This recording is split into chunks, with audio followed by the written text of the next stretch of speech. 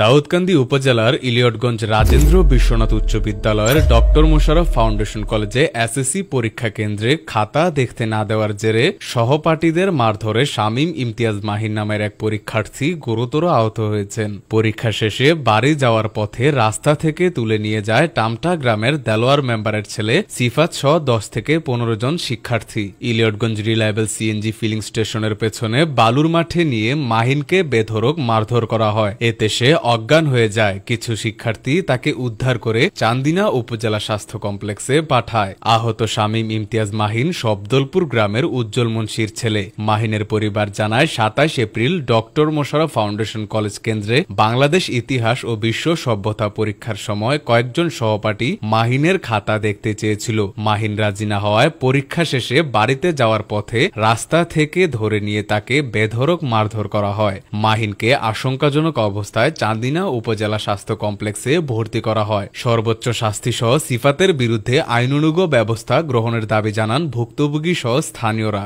সে ইলিয়টগঞ্জ মাতৃভূমি model school and কলেজের পরীক্ষার্থী। পরীক্ষা চলাকালীন সময়ে একটা ছেলে ছিল হলের ভিতরে, ওর নাম ছিল সিফাত।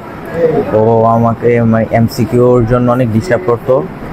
ওকে এমসিকিউ দেখানোর জন্য ও আমাকে বারবার অনুরোধ করতো। তারপর এক পর্যায়ে যখন আমি আর ওকে দেখাতে পারবো না, আমার সময় অনেক শর্ট, ওই পর্যায়ে এমসিকিউ তো আর দেখানো যায় না, নিজের পরীক্ষা নিজে দেওয়া লাগে, যেহেতু এসএসসি পরীক্ষা অনেক ইম্পর্টেন্ট।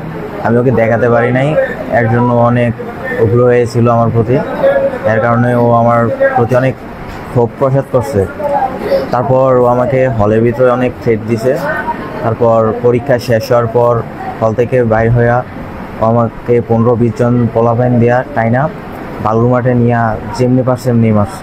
মারার এক পর্যায়ে আমি হঠাৎ সেন্সলেস হয়ে গেছি। তারপর আর বলতে পারবো না কী হয়েছে। ছেলে মাতৃভূমি থেকে পরীক্ষা দিতেছে। এখন আমার ছেলে যখন পরীক্ষা দিতে গেছে ভালোভাবে এতগুলি পরীক্ষা দিচ্ছে, আর আজকের পরীক্ষাটা যখন ও দিতে গেছে আমার ছেলের তারা ডিস্টার্ব করছে এমসিকিউর জন্য। এমসিকিউ দেখায় নেই, সেই জন্য আমার ছেলের উপরে তারা সন্ত্রাসী হামলা করছে। টামটার ছেলেগুলি রিফাত না সিফাত আমার মনে নাই কি নাম তার।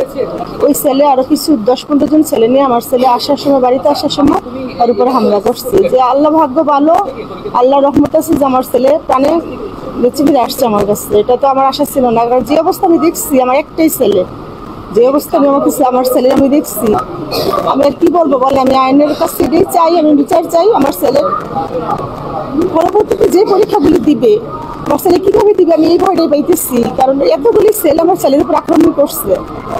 আমার ছেলের সাথে তো তাদের পারিবারিক কোনো শত্রুতা নাই, এবং একই স্কুলেও তো পড়ে না। আমার ছেলে পরে মাতৃভূমির স্টুডেন্ট, আমার ছেলে, আর ওরা হচ্ছে হাই স্কুলের স্টুডেন্ট। আমি প্রশাসনের কাছে এটার বিচার চাই।